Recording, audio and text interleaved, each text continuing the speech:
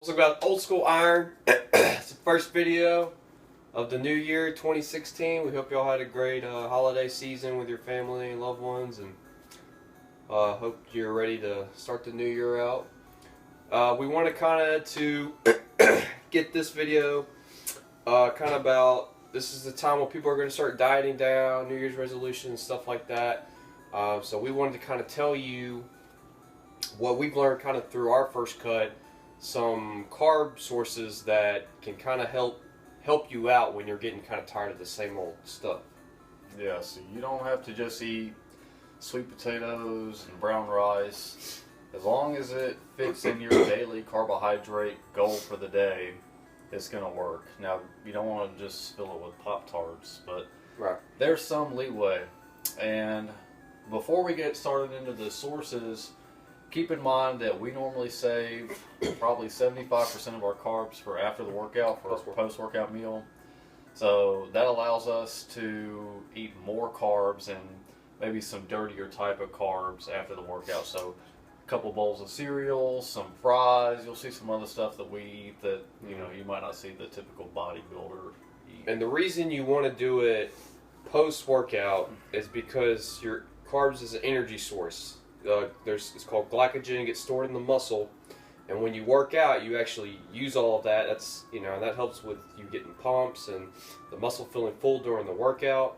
And so basically, you deplete all that. So therefore, post-workout, it's good to get a source of that. So we do, about what he said, 75% post-workout. Before, we may get a little bit. My ideal, if you fit your carb goal for the day, do maybe one meal of oatmeal in the morning. This is just for me. Alex is a little different.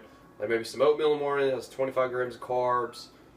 Not have any carbs up until pre-workout. Have maybe another 25 grams of carbs, and then post-workout really just get like a ton of carbs in. Yeah.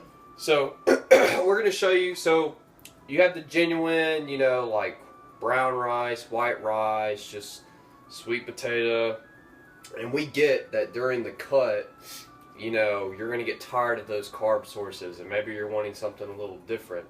So show them what some of the stuff that you like first. All right. Well, the first thing, I just ate some of these. Yeah, Milton just cooked these tonight, so hopefully y'all can see this. Fries.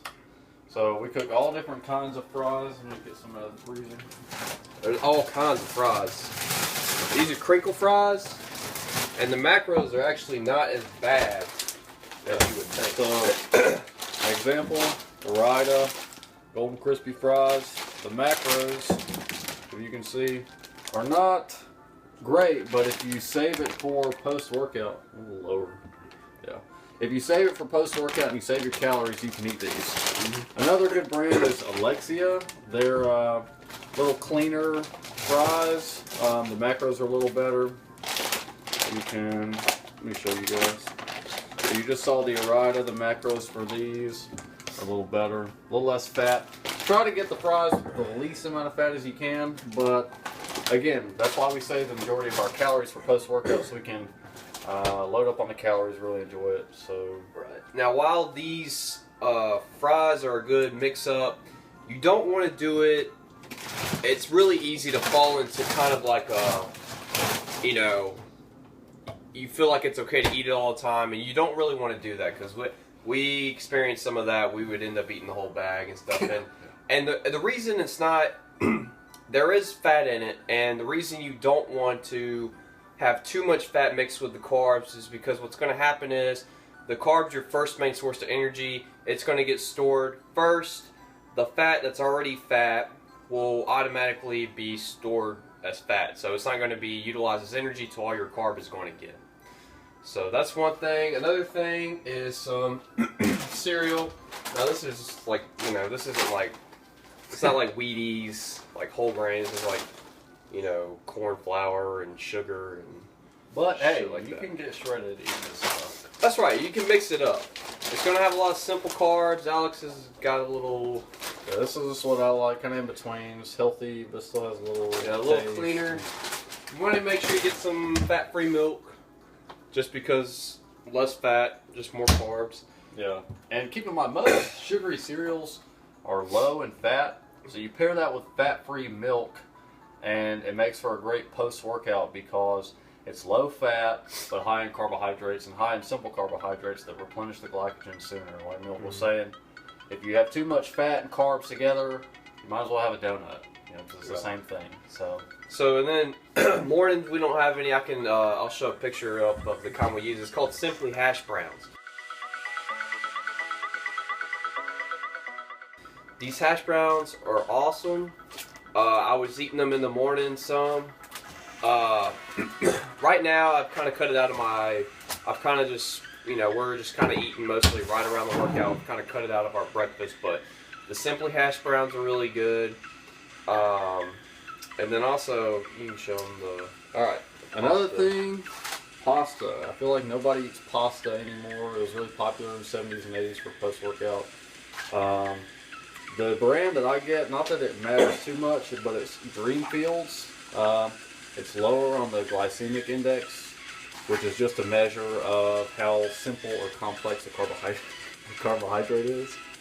Damn, that's really tough. And it's got some protein and some fiber, so if you can pick kind of a healthy, high fiber, high protein pasta, do that.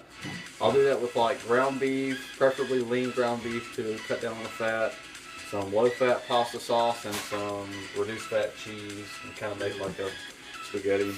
Another thing that's really good is beans. So, pinto beans, black beans, high fibrous beans. It's another way to get an extra maybe 10 to 20 grams. Another 10 to 20 grams of protein. And I can't stress enough how important fiber is in a diet when you're cutting.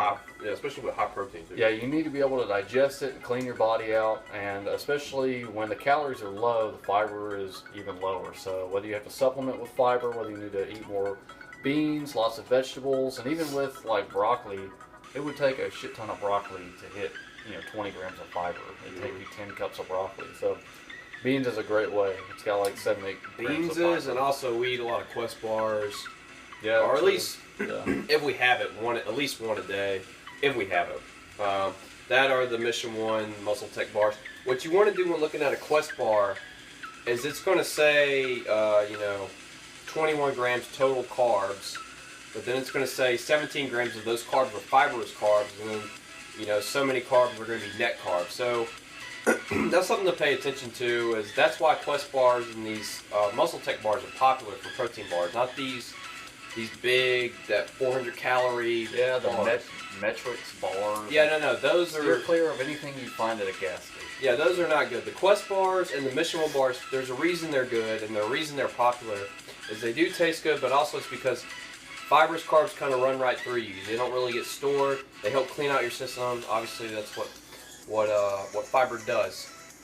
So that's basically most of the mixed up things that we have as carbs. Obviously, the best carb sources is probably sweet potato, some rice. We choose white rice. Yeah, but doesn't really make too much of a difference to me. And rice and sweet potato also is more filling. To hit 100 grams of carbs with those carb sources, it takes a lot of food. So, but this is just to help balance it out because you get tired of eating that. You get sluggish, and then you only get if y'all are doing a cheat meal, you only get one a week at least. That's how we did our. Y'all might be not even be doing a cheat meal. Yeah.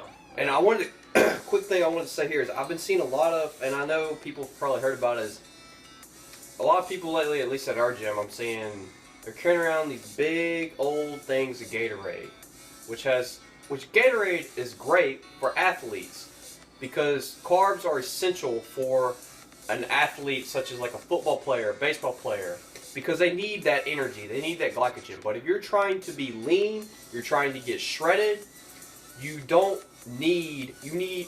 let's say you're a little overweight. So let's say you were like us, how we used to look, you need to deplete all the glycogen, you need to deplete so you can get to the fat storage, deplete the fat storage, but you still need to replenish your carbs. Yeah, but you'll know when you're really depleted and you'll feel flat. Need to get some carbohydrates in you, but most of you guys that are wanting to get lean are probably like how we were, 20-25% body fat. You need to be reducing your carb intake as much as practical. You don't need you don't need that Gatorade where it has like 70 grams. No liquid carbohydrates at all. You No don't need sodas, no Gatorades. Yeah, no carb supplement. You don't need all that. No, yeah. So whole foods, and plus if you're cutting, I couldn't imagine taking away 50 grams of my carbs by drinking it. I want to eat it. I get, I'm hungry for it. So screw that. So, anyways, guys, that was just kind of what we wanted to show you as far as I know a lot of people are going to be getting on a diet or starting their diet, so getting ready for, I know winter just kind of started, but, summer's coming up, so this is a good time to start cutting. Yeah, it's time to start cutting for summers now, so. That's right. So we're going to have more nutrition content, more video, workout tips coming out.